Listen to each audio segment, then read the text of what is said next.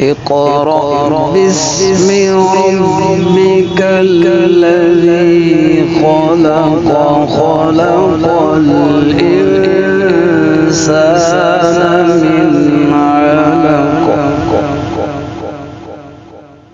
السلام علیکم ورحمۃ اللہ وبرکاتہ. الحمد للہ وکفى والصلاة والسلام علی من لا نبی بعد. اما بعد. ابو مسعود رضی اللہ تعالی عنہ سے روایت ہے کہ رسول اللہ صلی اللہ علیہ وسلم نے فرمایا، جو شخص کسی کو بھلائی کا راستہ دکھائے اس کے لیے بھلائی کرنے والے کی طرح ثواب ہے. یہ حدیث صحیح مسلم کے اندر آتی ہے. جو شخص کسی کو نیکی کے راستے پر لگاتا ہے، کوئی نیک بات بتاتا ہے، نیکی کی راہ دکھاتا ہے،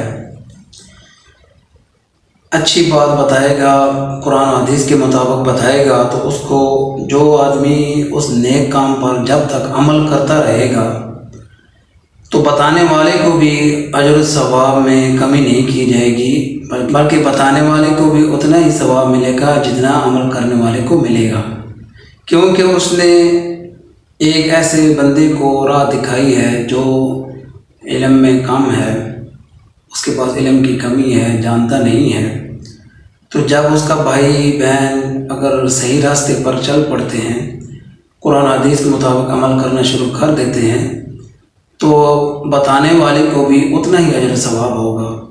اللہ تعالیٰ نے اسی لیے قرآن مجید کے اندر فرمایا ہے کہ وَتَعَاوَنُوا عَلَى الْبِرِّ وَالتَّقْوَى وَلَا تَعَاوَنُوا عَلَى الْإِثْمِ وَالْعُدْوَانِ. مفہوم یہ ہے کہ نیکی کے کاموں میں ہمیں تعاون کرنا چاہیے اور برائی کے کاموں میں ہمیں تعاون نہیں کرنا چاہیے، کیونکہ جب ہم نیکی کا کام بتائیں گے، آگے ہمارے بتانے کی وجہ سے اگر کوئی اس پر عمل کرنا شروع کرتا ہے، مثال کے طور پہ ہم کسی کو کہتے ہیں کہ نماز پڑھا کرو، روزے رکھا کرو، ایک بندہ بے نمازی ہے، نماز پڑھنا شروع کر دیتا ہے، اس کو سمجھ آ جائے اور وہ دین کے راستے پر چل پڑے، یا ہم کسی کو سیدھا راستہ دکھاتے ہیں، یا ہم کسی کو یہ تبلیغ کرتے ہیں کہ آپ جو ہے فلاں کام صحیح نہیں کر رہے، آپ صحیح دین کے مطابق یہ کام کریں، اور پھر وہ دین کے مطابق جب سمجھنا شروع کر دیتا ہے تو جتنی ہم برائی کی بات کریں گے، پھیلائیں گے، تو برائی کا جو ہے گناہ بھی اسی طرح ہی اس بتانے والے کو بھی ملے گا. اب جس طرح ہم نے قرآن مجید کے اندر واقعہ حابیل قابیل کا پڑھتے ہیں، تو یہ جو قتل کرنے والا تھا، قیامت تک جب تک یہ قتل ہوتا رہے گا تو اسی طرح یہ گناہ جو ہے وہ پہلا جو اس نے قتل کیا اس کو بھی گناہ ملتا رہے گا. تو لہٰذا اچھی بات کی کوشش کریں، اچھی بات پھیلائیں، برائی کو نہ پھیلائیں، برائی کے پھیلانے میں اپنا کردار ادا نہ کریں، بلکہ اچھائی کے پھیلانے میں اپنا کردار ادا کریں، تاکہ اجر و ثواب میں ہمیں بھی اس کے برابر ثواب ملے. دوسری بات، جس کا ہمیں فائدہ بھی ہو، ہمارے مرنے کے بعد بھی ہمیں اس کا اجر و ثواب ملتا رہے. جو بتانے والا فوت ہو جاتا ہے لیکن اس کار خیر پر، اس نیک بات پر جب تک عمل ہوتا رہے گا تو تا قیامت اس بندے کو بھی اجر و ثواب ملتا رہے گا. اب ہوتا یہ ہے کہ ہم لوگ جب کسی کو تبلیغ کرتے ہیں، کسی کو بتاتے ہیں کہ یہ کام آپ اس طرح نہ کیا کریں، تو آگے سے وہ بجائے اس کے کہ اس بات کو مان لیں، دل سے تسلیم کریں، تو وہ الٹا دین کا، اسلام کا مذاق بنانا شروع کر دیتے ہیں اور ماننے سے گویا کہ وہ انکار کر دیتے ہیں. اس لیے انکار نہیں کرنا، ہم نے اس کو تسلیم کرنا. ایک عمل ہوتا ہے جو بندہ سننے کے بعد شروع کر دیتا ہے، اور ایک وہ ہوتا ہے جو سننے کے بعد مذاق کرتا ہے، بعد میں باتیں کرتے ہیں لوگ. تو میرے بھائی اس طرح اگر کریں گے تو اللہ بھی آپ سے ناراض ہوگا. اگر آپ کو آج کوئی اچھی بات بتاتا ہے تو اس کا مذاق نہ بنائیں، گویا کہ آپ اس کا مذاق نہیں بنا رہے، آپ دین کا مذاق کر رہے ہیں، اور اگر دین کا مذاق کریں گے تو پھر آپ اس کے ذمہ دار خود ہیں. اللہ نے فرما دیا کہ کنتم خیر امۃ اخرجت للناس تأمرون بالمعروف وتنہون عن المنکر. بہترین امت اللہ نے ہمیں کہا، اور بہترین امت تو وہ لوگ تھے جو اللہ کے نبی صلی اللہ علیہ وسلم کے دور میں صحابہ اکرام رضوان اللہ علیہم اجمعین تھے، جنہوں نے صحیح معنوں میں قرآن حدیث کی اشاعت کی، پھیلایا، سنا اور منو اس کو آگے لوگوں تک پہنچایا. یہ اب ہمارے اوپر ڈیپینڈ کرتا ہے، یہ اب ہمارے پاس یہ امانت ہے کہ ہم اس دین کو اسی طرح آگے پھیلائیں جس طرح اللہ کے نبی صلی اللہ علیہ وسلم پر نازل ہوا۔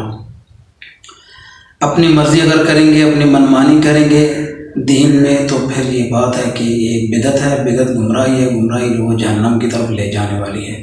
جب بھی کوئی عمل کرے تو اس سے پہلے اس کی تحقیق کر لیا کریں کہ آیا اس کی قرآن و حدیث کے اندر کوئی دلیل موجود ہے کہ نہیں۔ اگر دلیل ہے تو پھر تو عمل ٹھیک ہے، اگر دلیل موجود نہیں ہے تو پھر اس عمل کو نہ کریں، اس عمل کو چھوڑ دیں، بجائے اس کے کہ آپ اپنی آخرت خراب کریں، لوگوں کی آخرت خراب کریں۔ اس لیے کسی کو بھی مسئلہ بتانے سے پہلے اس کی تحقیق کر لیا کریں۔ آج کتنی ایسے مسائل ہیں کہ جو ہمارے بغیر تحقیق کے پھیلے ہیں اور آج ان پر عمل ہو رہا ہے، آج جن باتوں پر عمل کیا جا رہا ہے، اگر 20 25 30 سال پیچھے اگر ہم جا کر دیکھتے ہیں ہمیں ان باتوں کی کوئی دلیل نظر نہیں آتی۔ آج جو کام کیے جا رہے غیر کسی دلیل کے ان پر عمل کیا جا رہا ہے، اور ایسا نہ ہو کہ کل قیامت کے دن ہم اسی گناہ میں پکڑے جائیں۔ اور یہ ہوگا کیونکہ اللہ کے نبی صلی اللہ علیہ وسلم جب قیامت کے دن ہوگا تو آپ صلی اللہ علیہ وسلم اپنی امت کو وضو کے اعزاز سے پہچانیں گے۔ یہ اعزاز جو ہے وہ وضو کی وجہ سے چمک رہے ہوں گے۔ تو اللہ کے نبی صلی اللہ علیہ وسلم اپنی امت کو اس طرح پہچان لیں گے کہ یہ میری امت ہے، اور آپ صلی اللہ علیہ وسلم کے پاس وہ لوگ بھی آئیں گے جنہوں نے ایسے ایسے کام کیے ہوں گے، جو بدعات پھیلانے والے ہیں، بدعات پر عمل کرنے والے لوگ ہوں گے۔ اللہ کے نبی صلی اللہ علیہ وسلم ان کے بارے میں کہیں گے کہ دور ہو جاؤ، دور ہو جاؤ۔ کیوں؟ آپ صلی اللہ علیہ وسلم کو بتایا جائے گا کہ آپ صلی اللہ علیہ وسلم کے جانے کے بعد انہوں نے دین میں وہ کام کیے ہیں، وہ دین نئی چیزیں نکالی ہیں جن کا دین کے ساتھ کوئی تعلق نہیں۔ یعنی جو بھی اپنی مرضی کے ساتھ کام کریں گے اور اس کو دین سمجھ بیٹھیں گے، ثواب کی نیت سے اس کو کریں گے، تو آپ سمجھ لیں کہ آپ کو اس کا اجر و ثواب نہیں ملے گا، اور کل قیامت کے دن آپ کی شفاعت بھی نہیں ہوگی۔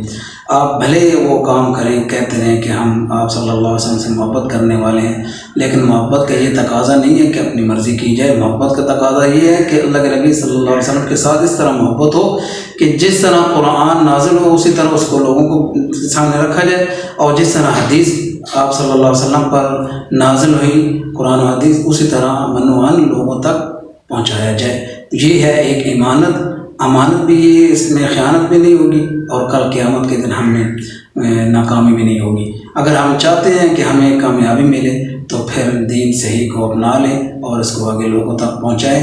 اللہ سے دعا ہے جو کچھ سنا اللہ قبول فرمائے، اور ان عام باتوں کو لوگوں تک پہنچائیں۔ انشاءاللہ بڑی ہی ذمہ داری کے ساتھ آپ کے سامنے یہ باتیں بیان کی جاتی ہیں۔